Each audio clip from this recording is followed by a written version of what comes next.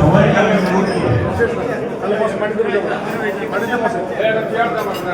আগামী এই রমজানের মধ্যে শুধু আজকে দোয়া মাহফিলের আয়োজন করা হয়েছে।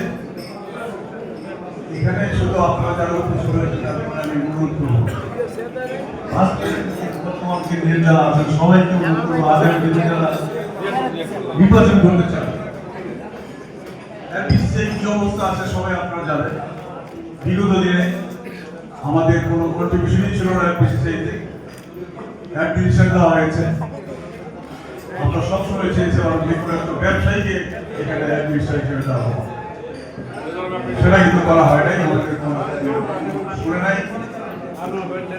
আমরা চাচ্ছিলাম আগামী দিনেও যদি অ্যাডমিনিস্ট্রেশনে দেয়, আমরা সবাই সম্মিলিতভাবে যদি আমরা চাই ব্যবসায়ীদের কিন্তু সম্পৃক্ত করা হয় এবং যে কোনোভাবে আমরা ব্যবসায়ীদেরকে এখানে সম্পৃক্ত করতে চাই।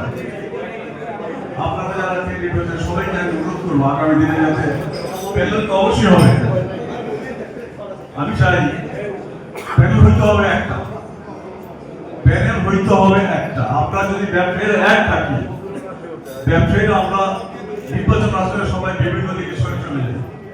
আগে আমি চাই আগামী দিনে যাতে প্যানেল হবে একটা, একটা প্যানেল যদি হয় সরকার যেহেতু নিয়ন্ত্রণে আনবে, সরকারের নিয়ন্ত্রণ অবশ্যই আছে, ওইখান থেকে তো একটা নিশ্চয়ই একজন তো দিবেই। কাকে দিবে সেটা আপনারা জানেন না, আমি জানি। যদি সেটাও দেয় সেটাও আমরা তার পক্ষে থাকবো, আমরা চেষ্টা করবো সবাইকে যাতে আমরা একত্রভাবে আমরা কাজ করতে পারি।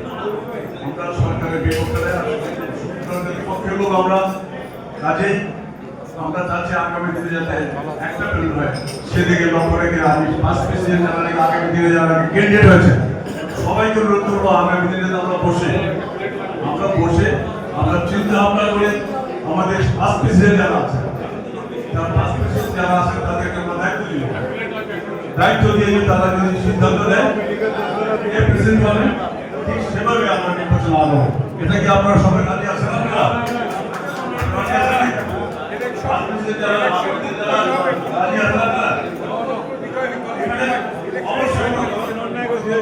অবশ্যই হয়েছে ইলেকশন অবশ্যই হবে, এখন নির্বাচন হবে সেটা আমরা জানি না।